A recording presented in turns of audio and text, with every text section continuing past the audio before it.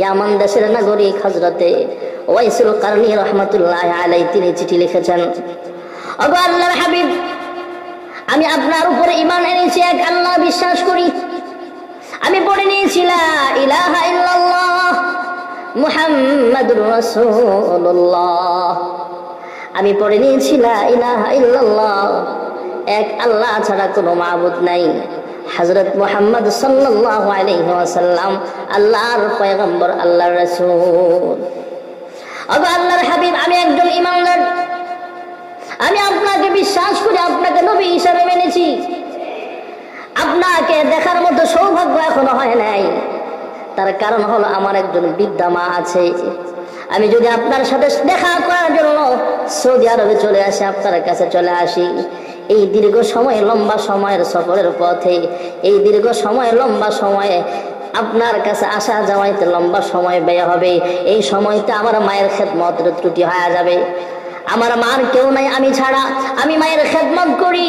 ওগো আল্লাহর হাবিব, আমি কি মায়ের খেদমত বাদ দিয়ে আপনার সাথে দেখা করার জন্য আসবো কিনা? আমি সাহাবী হতে চাই। সাহাবীদের দাম আল্লাহর কাছে অনেক বেশি, আমি জানি। আমি আপনার জবানের হাদিসগুলোও শুনেছি, আমাদের এলাকার আলেমদের কাছ থেকে আপনার ব্যাপারে শুনেছি। ওগো পয়গম্বর, আমি সাহাবীও হতে চাই, আবার মায়ের খেদমত করতে চাই। ওগো আল্লাহর হাবিব, এই মুহূর্তে আমার চিঠির জবাবটা আপনি পাঠাবেন, অবশ্যই আমার প্রশ্নের জবাব দিবেন। আমি কি আপনার সাথে দেখা করার জন্য চলে আসবো কিনা, নাকি মায়ের খেদমত করব? ওগো আল্লাহর হাবিব, এই কথা আমাকে জানাবেন। আল্লাহর হাবিবের কাছে চিঠি লেখার পরে এই চিঠিটা পড়া আল্লাহর হাবিব রাহমাতুল লিল আলামিন এই চিঠির ভাষাগুলো যখন বুঝলেন, ওই চিঠি যখন আল্লাহর হাবিবের সামনে অন্যজনে পড়ে শোনাইল, আল্লাহর হাবিব রাহমাতুল লিল আলামিন অন্যজনের মাধ্যমে আবার চিঠি পাঠিয়ে দিলেন, যাও এটা ওয়াইসুল কারনীর কাছে পৌঁছায় দেবা। এই চিঠি আবার ওয়াইসুল কারনীর কাছে পৌঁছে গেল।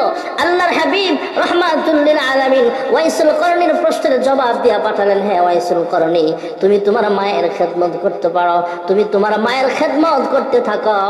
সাহাবী হওয়া জরুরি না, সাহাবী হওয়ার জন্য তুমি আসবা, তোমার মায়ের খেদমতটা এর চাইতেও বেশি দামি, বেশি জরুরি।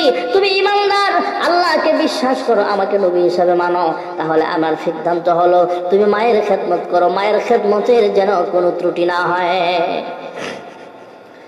ওয়াইসুল কারনী রাহমাতুল্লাহি আলাইহি আল্লাহর হাবিবের সাথে দেখা করার জন্য আর আসে নাই।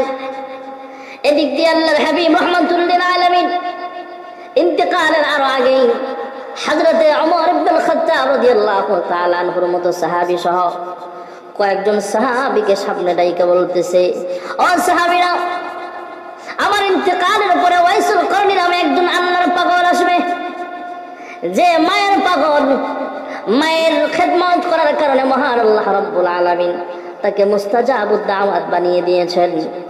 হ্যাঁ ওমর, আল্লাহ রাব্বুল আলামিনের কাছে ওয়াইসুল কারনী যা চায় আল্লাহ ফিরায় দেয় না, আল্লাহর কাছে দোয়া করলে আল্লাহ ফিরায় দেয় না, অবশ্যই তার কাছ থেকে তোমরা দোয়া নিবা।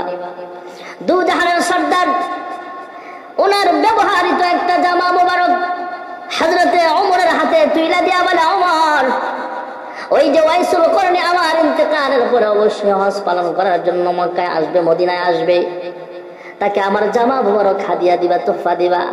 আর সে যেহেতু মুস্তাজাবুদ দাওয়া, এর কাছ থেকে দোয়া নিবা। সে মায়ের খেদমতের কারণে আল্লাহ তাকে এমন বানায় দিছে, সে আল্লাহ তাআলার কাছে কোনো কিছু চাইলে আল্লাহ তাআলা ফিরায় দেয় না।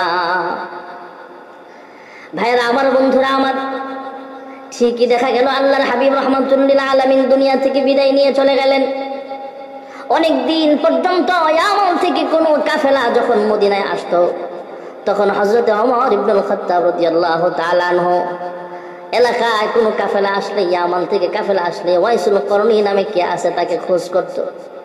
খোঁজ করতে করতে হঠাৎ করে পেয়ে গেল হযরত ওয়াইসুল কারনীকে। হযরত ওমর গলায় জড়ায় ধরলেন, সালাম মুসাফা বিনিময় পর মুআনাকা করলেন, ধরে কান্নাকাটি আরম্ভ করিয়া দিল। হযরত ওমর পরিচয় দিল, আমি হলাম মুসলমানদের খলিফা ওমর। হযরতে ওমর ইবনুল খাত্তাব রাদিয়াল্লাহু তাআলা আনহু ওয়াইসুল কারনীকে জড়ায় ধইরা বলে, হ্যাঁ ওয়াইসুল কারনী, তুমি সাহাবী হতে পারো নাই, কিন্তু মহান আল্লাহ রাব্বুল আলামিন তোমাকে মুস্তাজাবুদ দাওয়া বানিয়ে দিয়েছেন। আল্লাহর হাবিব রাহমাতুল লিল আলামিন আমাদেরকে বলেছেন তোমার কাছ থেকে দোয়া চাইতে, তোমার কাছ থেকে দোয়া নিতে। হ্যাঁ ওয়াইসুল করনি, শুধু তাই নয়, দু জাহানের সরদার রহমাতুল লিল আলামিন তোমার জন্য তার জামা মোবারকটা হাদিয়া রেখেছেন, নাও তোমার হাদিয়াটা তুমি গ্রহণ করো।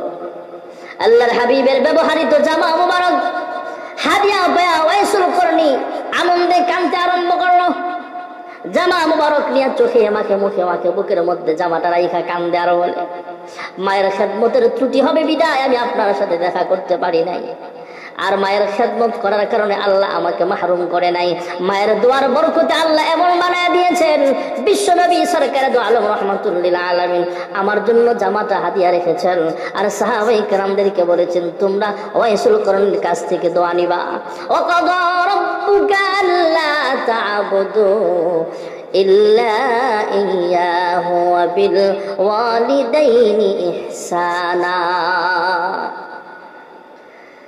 রবের পক্ষ থেকে ফয়সালা আল্লাহর গোলামি করতে হবে, একমাত্র আল্লাহর গোলামি। পাশাপাশি আল্লাহ তাআলা মায়ের খেদমতের কথাও বলেছেন।